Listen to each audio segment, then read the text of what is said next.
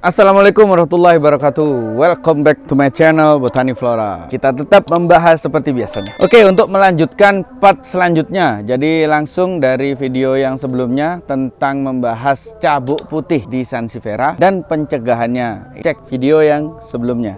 Jadi subscribe channelnya Botani Flora agar kita mendapatkan saling manfaat tentang dunia tanaman hias apapun itu. Sekarang kita bahas penyakit tentang karat batang pada Sansevieria. Bisa terjadi di semua Sansevieria kalian, atau bisa saja terjadi di pohon atau tanaman hias lainnya. Cuman di Sansevieria ini sering terjadi. Jadi Sansevieria ini merupakan tanaman yang sangat kuat ya, kuat banting, tahan banting, susah matinya. Meskipun kena penyakit pun dia itu sebelum mati dia memproduksi anak dulu. Jadi anaknya nanti akan sehat. Tapi kalau penyakitnya masih ada, akhirnya anaknya kena penyakit juga. Anaknya sebelum mati dia akan beranak lagi. Saking sulit membunuh Sansevieria ini ya. Tapi kalau tanaman kita, hasil tani kita ketika kena penyakit karat batang itu, koleksi kita jadinya bisa down ya. Karena gimana sih kok nggak beres-beres ini penyakit. Kalau cabuk putih mungkin lebih mudah dari untuk kasus penyakit ini. Intinya Botani Flora hadir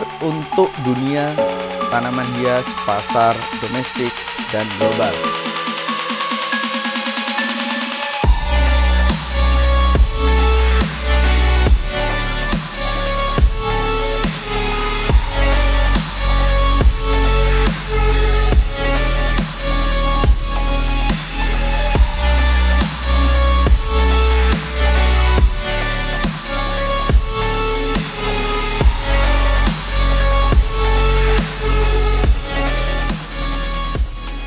Karena di botani, di greenhouse kami ini sekarang ada yang kena karat batang ini. Terutama yang kami lihat ini di Trifasciata yang di green mold, untuk jenis green mold. Ada juga yang di jenis Pagoda striata, ada juga.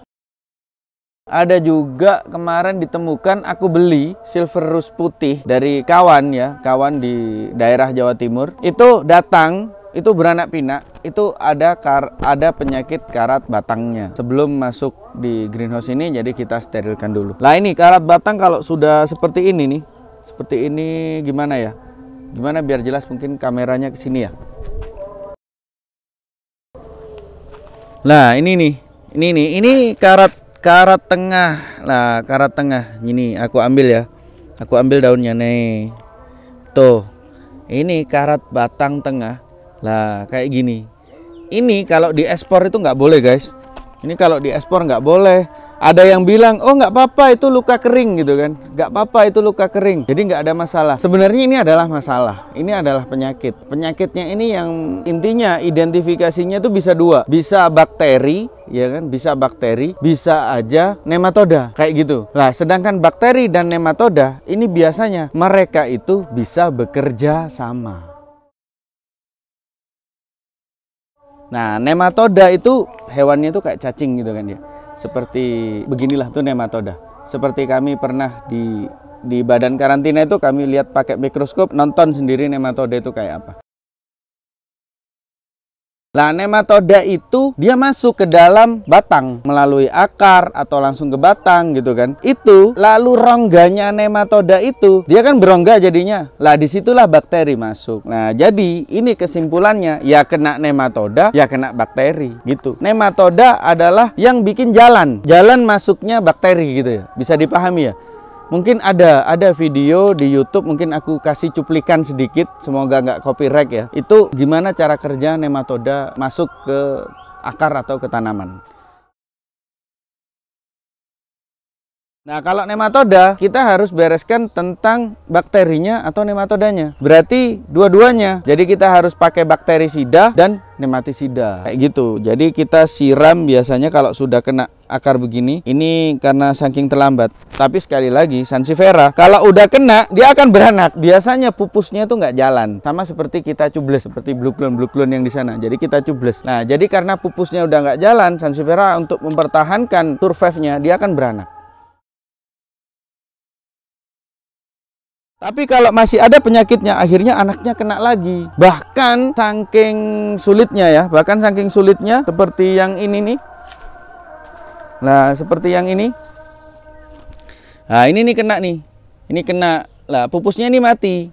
Ini nggak aku cublos, tapi karena memang kena karat tengah, akhirnya dia beranak. Lah beranak kalau masih ada penyakitnya, ini akan kena lagi. Caranya, ini karatnya ini kan nggak bisa pulih nih, tapi sudah mati. Contohnya, kenapa buktinya kalau saya ini berhasil menyembuhkan penyakit yang karat tengah ini, buktinya adalah anaknya itu sudah tidak karatan lagi. Kayak gini.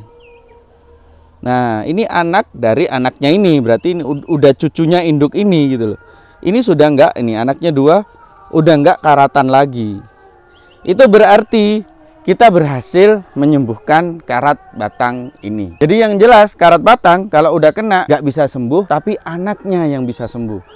Kalau kita abaikan, ya nanti anaknya akan begitu terus. Maka hasil panen kita akan rugi, karena ini benar-benar hama yang sangat menghantui petani apapun itu, petani manapun, ya kan. Mungkin kasusnya di sayur, buah juga mungkin ada. Intinya nematoda masuk dari akar hingga ke batang, dan itu menjadi jalan sebuah bakteri untuk masuk. Obatnya apa? Pakai nematisida. Kalau saya belajar ke orang yang menanam kentang, di mana kentang itu sangat riskan sekali dengan nematoda, karena dia di tanah, dan kalau kena nematoda kentangnya bolong-bolong, bahkan tidak bisa panen.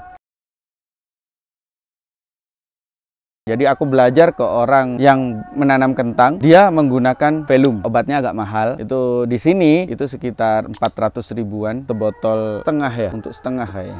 Setengah kilo, setengah liter. Tapi pemakaiannya sedikit. Seperti yang sebelumnya, obat mahal adalah lebih irit karena obat mahal itu makainya sedikit. Nah, kayak gitu. Terus untuk bakterisidanya apapun itu, kita pakai apa? Saya juga lupa, ada tulisannya kayak bahasa Cina atau gimana gitu. Aku bilang aja ke tokonya aku mau beli bakterisida. Banyak. Aku menggunakannya nematoda dan bakterisida dijadiin satu, lalu aku siramkan. Karena untuk di media tanam. Karena apa ya? Kalau cabuk putih itu tempatnya di daun, maka kita bisa semprotkan. Tapi kalau nematoda ini tempatnya di media tanam, ya kan? Di media tanam dia bersarangnya. Jadi kita siram, kita kocor, kita siram nematoda dan bakterisida. Itu kalau untuk tanaman. Tapi kalau untuk di pot, ya bisa kalian buang aja media tanamnya, ganti. Lalu tanamannya ini direndam sama nematoda dan nematisida sekitar 3-5 menit, lalu diangkat, lalu ganti media tanam. Kalau di pot itu lebih mudah, tapi kalau potnya banyak, nah itu jadi perlu kerjaan yang gimana caranya. Intinya gunakan nematisida dan bakterisida, karena ini merupakan penyakit dari nematoda yang bekerja sama dengan bakteri. Seperti itu guys,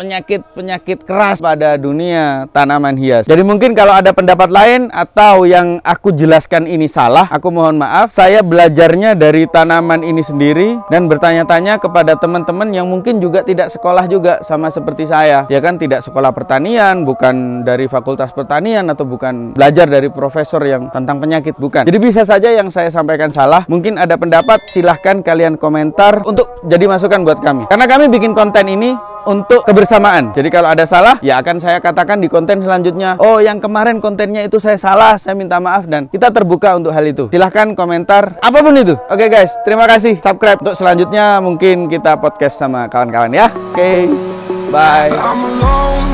I'm a broken home. I gave you all the bricks that I own and know. I'm letting go. I'm breaking these walls down, breaking these walls down. If you want adventure, then fly to home. But if you wanna travel, then go alone. Yeah, what's the point in us if I never know? Yeah, if you're gonna leave, I'ma let you go.